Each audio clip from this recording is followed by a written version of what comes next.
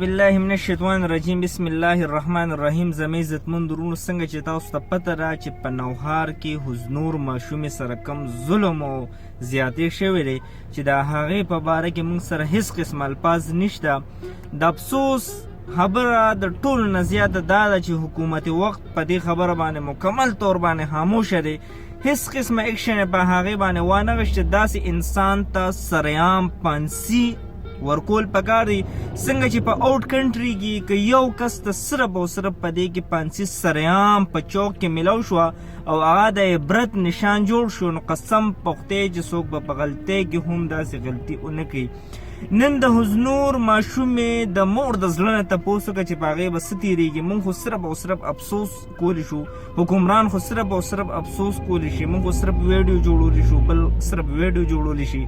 خو لاړ شئ د درد تپوس د هغې د مور نه وکړئ چې د چا لور سره داسې ذاتیات شوي دي، د چا لور سره دومره غټ ظلم او هغه بیا مړه کړې شوې ده.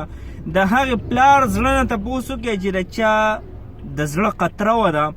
خو افسوس چې هغه د یو عام سړي لور وه او هغې ته اوسه پورې هېڅ قسمه انصاف ملو نه کړی شو. د دې په باره کې موږ د طاهر خان په قیادت کې انشاءالله د اتوار پر ورځ باندې موږ د امن یو احتجاج به ریکارډ کوو. هلته کې به ځو، موږ پر امن خلک یو، پښتانه یو، موږ هېڅ قسمه شور و شرابه هېڅ قسمه دا څیزونه نه خوښوو.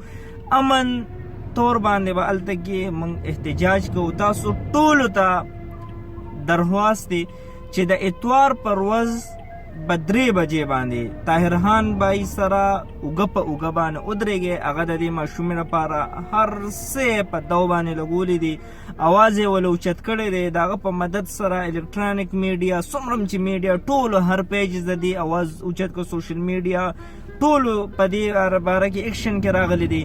چنانچه هر انسان له پکار دی چې هغه د دې په معامله کې خپله حصه واچوي.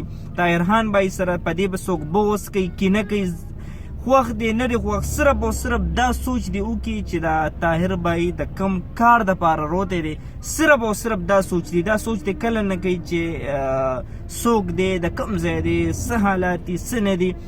صرف او صرف دا سوچ دی وکړي چې د الله د رضا دپاره هغه د یو ماشومې اواز اوچت کوي. دا کار سبا ستاسو کور کې هم کیدی شي، د بل که د دې په دې باندې خاموشي اختیار شوه، په دې باندې موږ خاموشه پاتې شو، نو هغه طاهر بای څه ویلي دي چې بیا به دقه شان یو بله ماشومې سره کیږي. یوسف جان عثمانزی د نن نه 2 کاله مخکې هم دقه شان یو ماشومې سره زیاتې شو، هغه ویډیو جوړه کړې وه او هغه هم دقه خبره کړې وه چې ای پښتنو واورئ، که چېرته کې د دې په حق کې تاسو اواز اوچت نه کړو نو د دې خبرې انتظار وکړئ چې دقه شان ماشومې سره به راتلونکي ټیم کې بیا کیږي او زموږ پارلیمنټ کې چې څومره کسان ناست دي، افسوس په دې خبره باندې کوم چې دا کار د هغوی ماشومې سره شو. دا کار د یو غټ چې څومره سیاسي خلک دي په هغوی کې شو، چېرته کې اسټبلیشمنټ کې د یو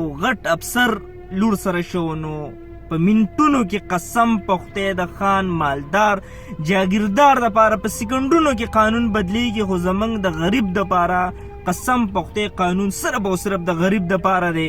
قانون کې خلک وی قانون د مالدار، د وزیر اعظم او د یو عام غریب دپاره یو دی، خو دا صرف او صرف غلطی دی. قسم دی که نه چې څومره غټ خلک ناست دي، هغوی چې څه کوي په منټونو کې کولی شي.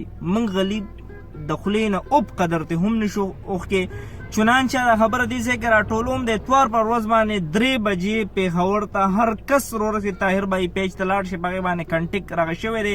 دې نیک کار کې خاص د الله د رضا دپاره شرکت وکړئ چې آینده زموږ او ستاسو لوریانې خویندې د محفوظ پاتې کړي شي. ډېره مهرباني. السلام علیکم ورحمت الله وبرکاتو.